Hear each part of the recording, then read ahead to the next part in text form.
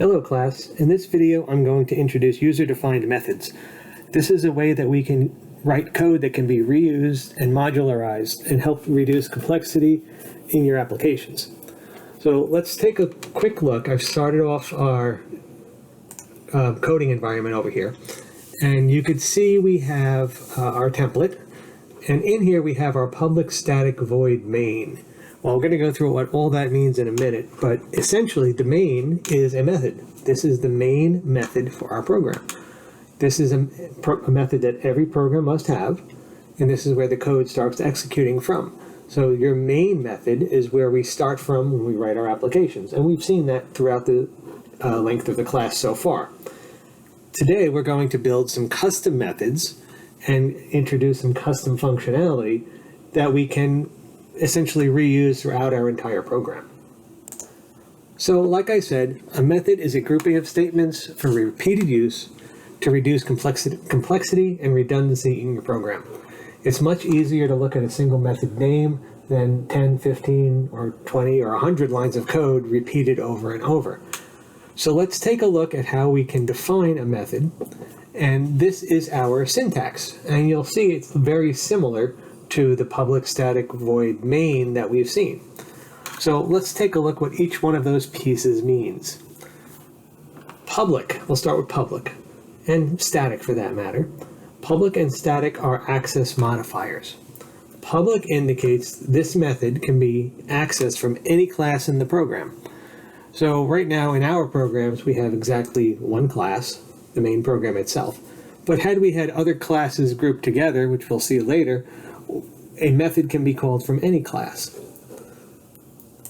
Static indicates that it is defined only once, and the method only uses values that are passed to the method.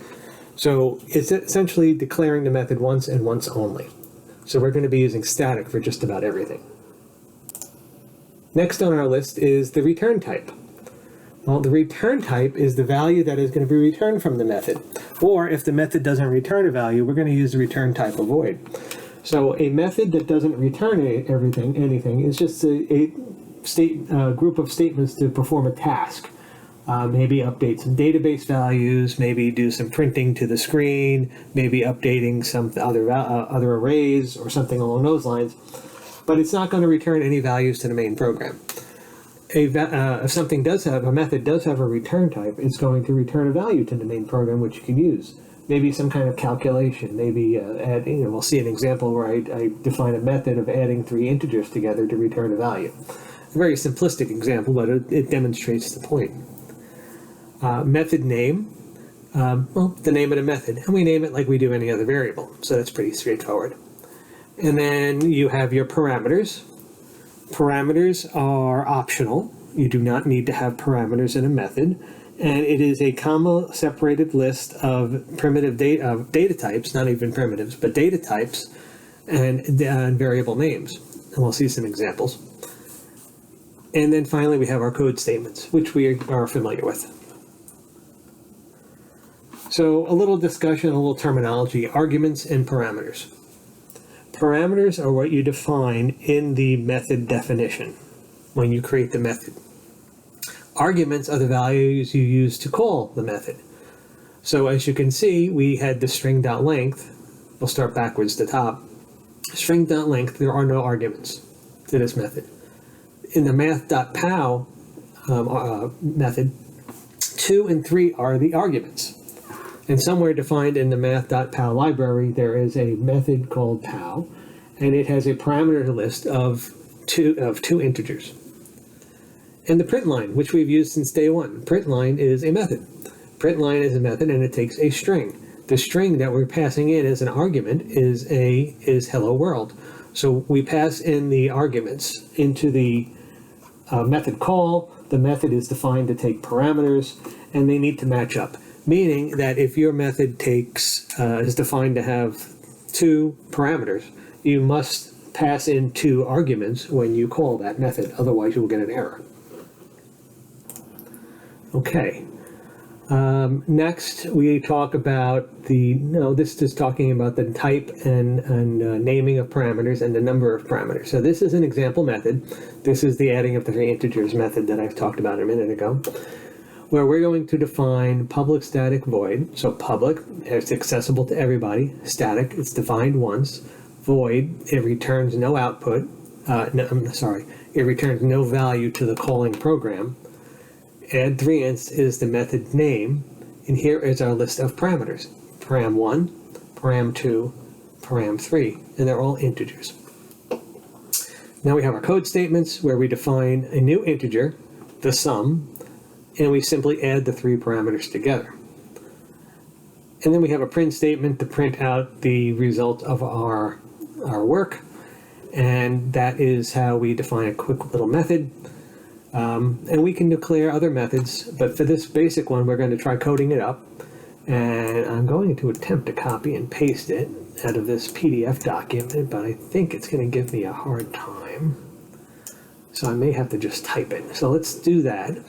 Let's go over to our coding area, and we will create a new method.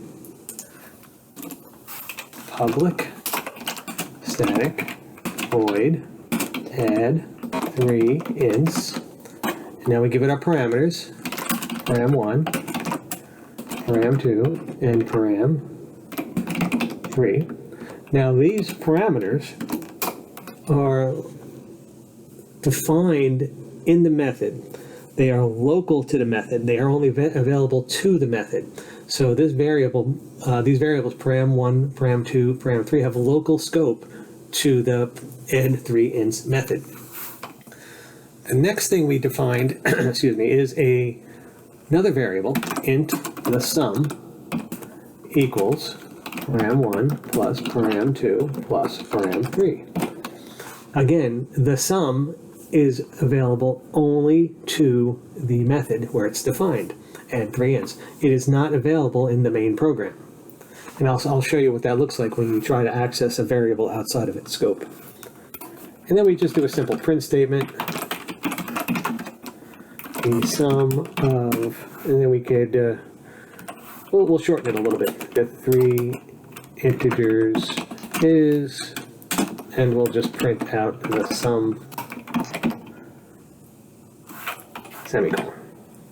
So that's our method definition, and we could try running it and see what it does. And pending any syntax errors, which there aren't, thank goodness, my program produced no output, which is exactly right. Add 3inst is a method. We defined it.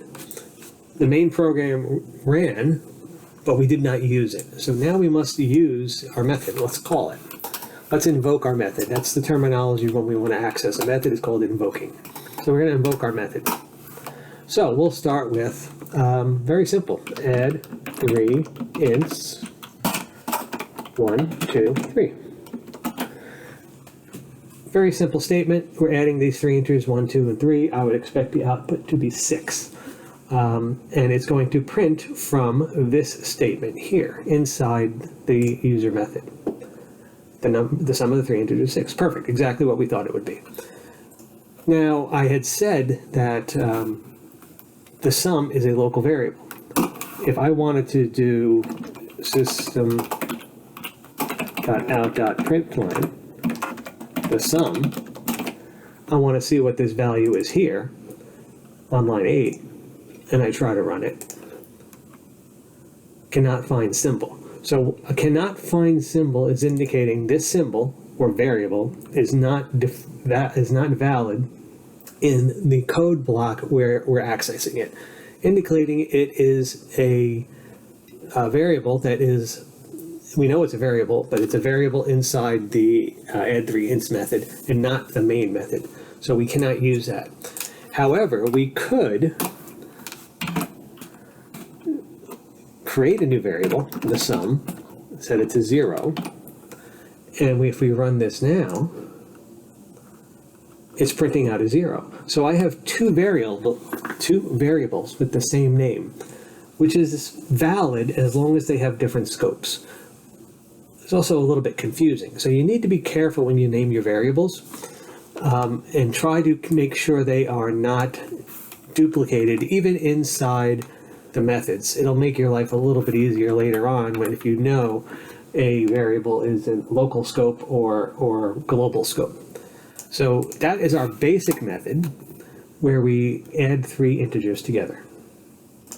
Okay, so this is interesting. So how do we get from this statement here to printing out our output of 6?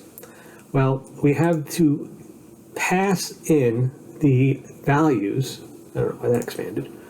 Let's put that back. Let's see how arguments are passed into the method parameters. And here is our add 3 ints line, 1, 2, 3. And these are passed into the parameters as they are listed.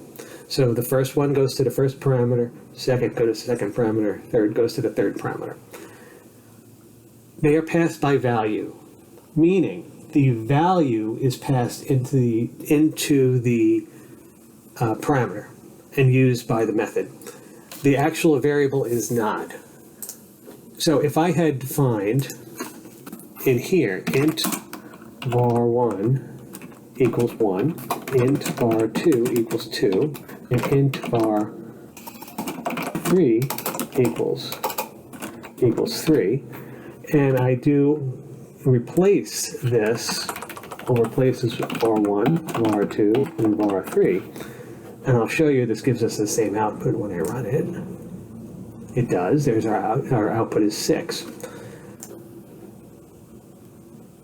If I decide to modify these, if I say param1 equals 77 for whatever reason, and I print out the sum, and down here, if I say param1, which was var1,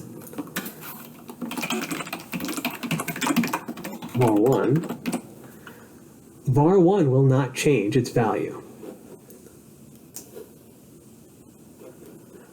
So param1 is local, so its value cannot be updated by anything outside the main program other than passing it in, and if it is modified, the value does not come back out to affect the calling variable. So these values are passed in by value. We'll see in another video when we use arrays as parameters, arrays are passed in a little bit differently. So we have to be extra careful with arrays. But for now, let's just stick with the primitive types because they're a little bit easier to work with. So the next thing we want to take a look at is modifying this method to, instead being void, to return a value. And let's have it return a float. Or double. We'll have it return a double. So this is going to return a double. And we need to do a little bit more. First, we need to convert the sum to a double. Because we want to be able to return this value to the main program. So we have our calculation complete. We have our double value now, the sum, which should be 6.0. And if we run that, let's see if we get our 6.0. And we get an error. The error says we're missing a return statement. So what Java is telling us is that we have defined a method that we're telling it to return a value, double, but we're not returning it. So we need another statement. And that statement is, well, simple, return. And since we're requiring it to return a double, we need to return a double value. Well, the only one we have is the sum. So we'll return the sum. And now we'll run it again. And there's our 6.00. So our print statement is inside the user-defined method. We can actually do something a little different now. Let's pull this out of here. And let's put it down here. And we'll clean it up a little bit. So we do need to declare a variable here, double the sum. So notice we have two variables, the sum. Which one am I referencing? Depends on where I'm calling the program, executing in. If I'm executing in the method add 3 ints, I'm using the sum. If I'm executing in the main program, I'm using the sum. So you can see how it gets a little confusing. Now, we want to be able to print the sum. If I run this program now, I get an error. This might not be initialized. So let me initialize this first. Try that again. I print out the value as 0.0. Well, why is that?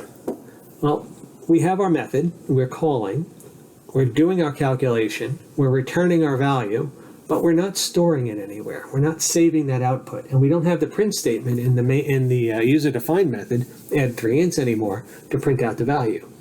So what we need to do is we need to assign the result of that method call to a variable. In this case, we're going to use the sum as our double. And if we run it now, we now have the return value from add 3 ints when we did our calculation, and with this return saved into the sum, and then we print it out. So this is how we can create simple methods, do some simple calculations, and return some values back that can be used in the main program. Okay, let's do one more example to kind of illustrate this a little differently and make it a little more complex. We'll leave our add 3 ints method alone, but let's create a new method. And let's create a method, static, and we don't need a return for this one. We'll leave it as a void. And let's have it take, let's call it check for even. And I want to create a method where I pass in 2 integer values, and I look at all the values between those two and print out only the even values. So we'll have an int start and another int p end. Now, a little tip I use when I create methods is I like to put a p underscore in front of the parameters. So now I can tell instantly when I'm writing my code that it's a local variable to a method when I see the p underscore. Just a naming convention I picked up along the way.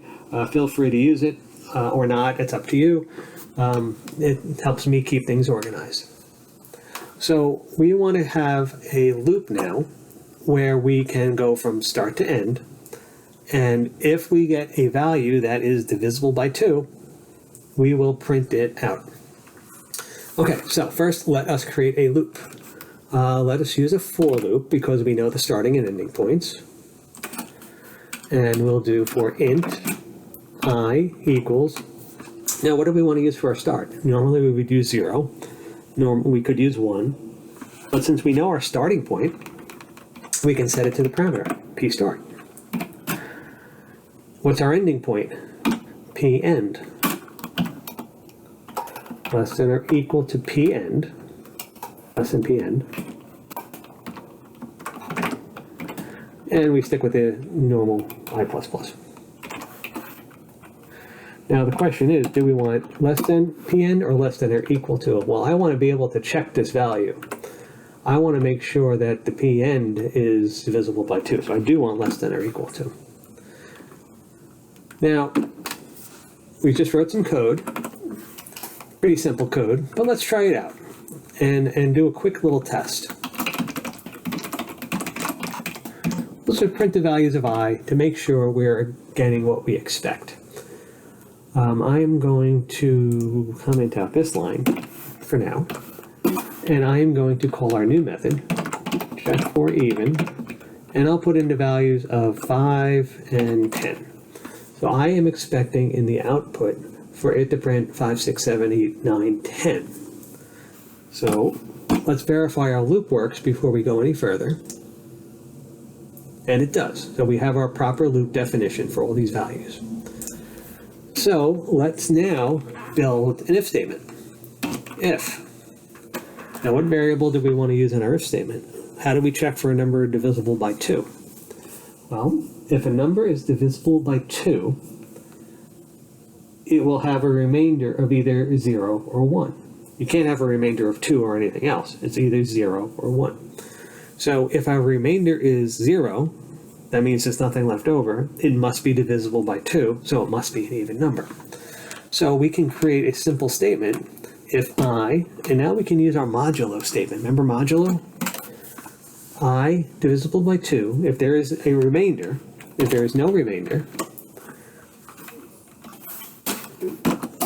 then we can do a print. System.out.println I is divisible by 2. So does that all make sense? I %2, looking at the remainder, comparing it to 0. If it is 0, there is no remainder, so it divides in evenly. So if it divides in evenly, it's divisible by 2. So if I run this, I am expecting to see 6, 8, and 10 print. Well, I should take out this other print on line 14, clean out the output. So let's clean it up a little bit. And there it is. 6, 8, and 10 divisible by 2. Very simple statement. No return value, we don't need one. Let's modify it a little further. Instead of divisible by 2, let's make it divisible by any number. So let's add another parameter. What do we want to call this? We'll call it check. If I run my method now, or my program now, I get an error. And the error is saying that I'm requiring, this is the key piece here, I am requiring 3 integers as parameters, but I'm calling it with only 2. So this is telling me that my method definition requires 3. My calling of the method only provided 2. I need to fix this. So I fix this by putting in the value of 2 here. We also need to make it smarter. We need to update our hard-coded 2 to be divisible by pcheck. And I also want to update my print statement, pcheck. So now if I run it, I'm hopefully going to get the same output. And I do. So now we've customized this method a little further and made it to, we can check for any number. If I wanted to do, let's do 7, 100, and 3. All the numbers between 7 and 100 divisible by 3. And there they all are. And they all look like they're divisible by 3. So let's modify it one last time. Let's give it a return value.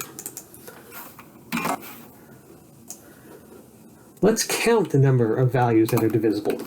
So we're going to need a local variable. Another kind of naming convention I use, I like to do an L underscore in front of local variables. The L tells me right away it's a local variable. Again, something I use, you can or not if you'd like. If it makes it easier for you, feel free. And we'll put the semicolon in there.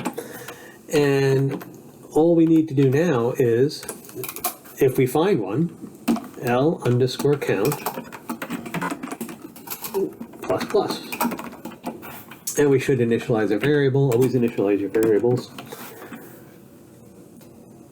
And we are going to return this value. So the thing about returns is you need to make sure, I'll put the code in first. You need to make sure your return statement is reachable by every part of your method. Meaning, if I had put the return statement in the if statement for whatever reason, it would probably throw an error because it can't always get to a return statement. So make sure your return is always accessible. And I'm going to declare a variable here, a counter equals 0. And I am going to assign counter equal to check for even. And I'm going to print out total values, and I'm going to print counter.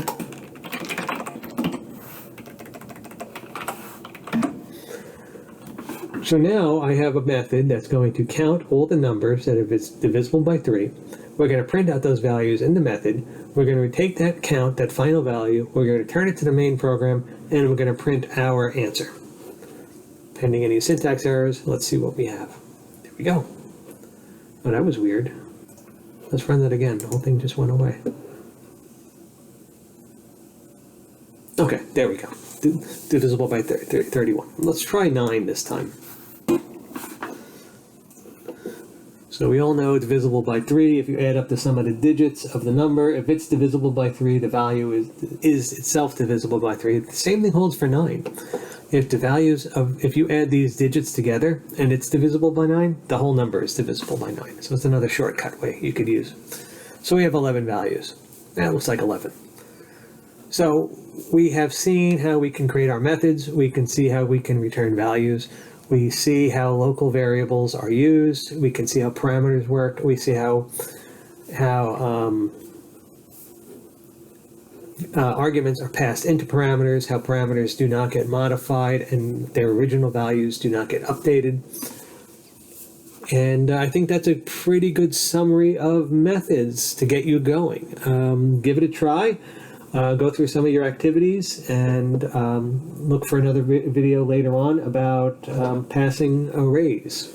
That's it for now. Have a good day.